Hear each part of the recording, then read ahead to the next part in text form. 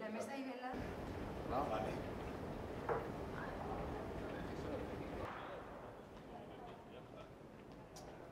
Y lo otro está arriba, no coincide para nada. No interfiere para nada.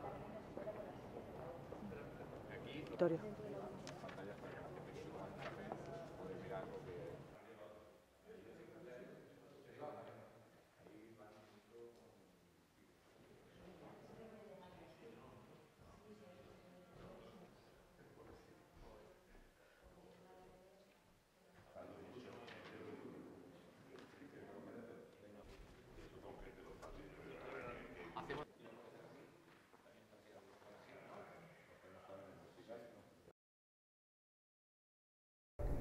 Frente a una política de ocurrencias, aquí en Feria Valencia, el fin de semana vamos a hablar de Ahora Empleo.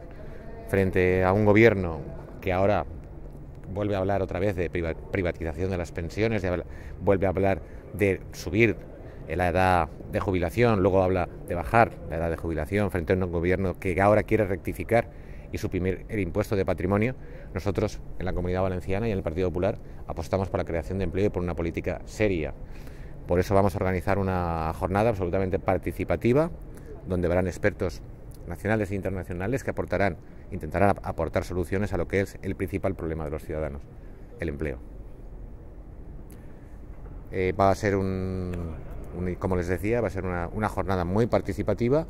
Habrán aproximadamente unos 80 ponentes. Se va a tratar temas tan importantes como puede ser la agricultura, el agua y su relación con el empleo.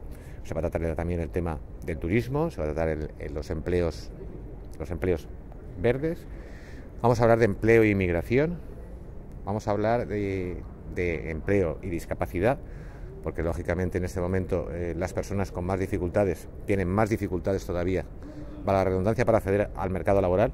Vamos a intentar tratar todos los temas relacionados con el empleo. Y al final de estas jornadas plantearemos unas conclusiones que yo creo que pueden ser una aportación importante al programa nacional del Partido Popular.